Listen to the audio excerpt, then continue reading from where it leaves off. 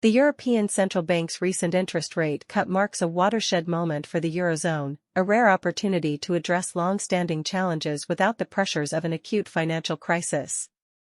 While markets have remained sanguine, the region's underlying economic woes, from anemic growth and productivity to demographic decline and swelling public debt, pose an existential threat to its global standing. For the first time in 2 decades, European policymakers have the luxury of initiating a monetary easing cycle without being compelled by an emergency. Investors are signaling confidence in the euro area, keeping yields in check despite the rate cut. The region has emerged from a shallow recession, defying doomsday predictions, with an unexpected growth surge.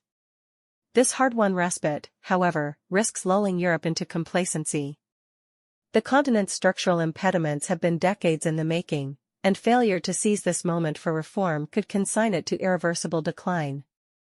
Without a major jolt, the European Union will become a much-diminished global power, leaving the US battling it out with China for economic supremacy, warns Jamie Rush, chief European economist at Bloomberg Economics. The signs of Europe's fading dynamism are stark. Eclipsed by the United States' economic vitality and China's ascendance, the Eurozone languishes with feeble productivity gains, anemic growth, unfavorable demographics, and unsustainable public finances in key member states. These deep-seated challenges cast a pall over the region's future prospects, threatening to relegate it to the periphery of global economic influence. While Europe is doing better now, deep structural challenges, aging, climate change, and global fragmentation await, cautions Alfred Kammer, a senior official at the International Monetary Fund. Weak productivity, in particular, has plagued the European Union relative to the United States since the turn of the century, translating into slower improvements in living standards and a decline in global economic power, according to a recent study by the European Centre for International Political Economy. The productivity gap between the European and US economies since 2000 has reached a staggering 18% of potential GDP in 2023, equivalent to more than €3 trillion, $3.3 trillion, Bloomberg Economics estimates. Unless addressed, this shortfall is projected to reach a calamitous 40% by 2050.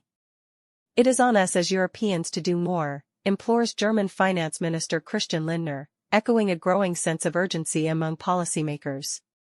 Compounding the productivity malaise is Europe's aging population, a demographic shift that portends lower potential growth and mounting strains on public finances already groaning under the weight of predominantly tax-funded pension systems.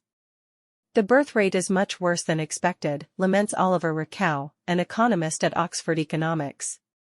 This is not a problem in 2, 3, or 5 years, but it is a big problem in the longer run. Yet perhaps the most pressing challenge is the deterioration of public finances in countries already struggling to impose fiscal restraint. Italy is on track to amass Europe's largest debt pile within 3 years, according to Scope Ratings. Deficit projections from the International Monetary Fund show debt-to-GDP ratios creeping upward in Italy, France, and Belgium, with budget shortfalls well above the 3% ceiling that the European Union seeks to enforce. S&P Global Ratings' recent downgrade of France, citing the government's failure to rein in deficits after massive pandemic-era and energy crisis spending, serves as a sobering reminder of how quickly market sentiment can sour. The risks are rising, warns Moritz Kramer, chief economist at LBBW and a former senior ratings analyst. I think there's not enough anxiety in the market. While bond markets currently remain sanguine, the region's past sovereign debt turmoil offers a cautionary tale about the perils of complacency. For all the effort governments might exert to bring deficits under control through spending cuts or tax hikes, their best hope for long-term public finance repair lies in achieving robust economic growth. It is in this realm that EU-level ideas are currently proliferating. In mid-April, former Italian Prime Minister Enrico Letta presented a report advocating for greater consolidation among telecom operators and deeper energy market integration to reinvigorate the bloc's single market. Former ECB President Mario Draghi is soon to publish an eagerly anticipated report calling for radical change, including lower regulatory burdens and, in some cases, massive subsidies, to arrest Europe's competitiveness slide. Without strategically designed and coordinated policy actions, it is logical that some of our industries will shut down capacity or relocate outside the EU, Draghi warned in April. Meanwhile, French President Emmanuel Macron is pursuing an agenda of his own, pushing for greater capital market integration to emulate the success of the United States in creating vast pools of finance. My concern is not just France, it is Europe in comparison with the US and China, Macron told Bloomberg last month. My top priority is to have a European policy saying we have to be much more innovative, we have to create a much more efficient capital market, we have to invest much more from a common budget as Europeans and from the private sector. There is arguably greater momentum than usual behind the European Union's drive for self-improvement, even if the bloc has historically struggled to translate ideas into action. I'm hopeful that, with both the Letta report and upcoming Draghi report and the EU elections acting as a sort of catalyst, there's an opportunity for policymakers to focus on what matters, says Paul Hollingsworth, chief European economist at BNP Paribas. Yet skepticism abounds.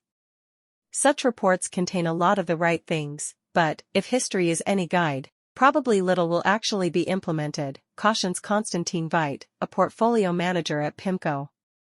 Indeed, while ambitious reform agendas were once a more customary path for advancing European integration, exemplified by the 1980s push to create the single market, one of the bloc's signature achievements, recent breakthroughs, such as Draghi's creation of a market-calming tool in 2012 and the pandemic-era recovery fund, were born of crisis.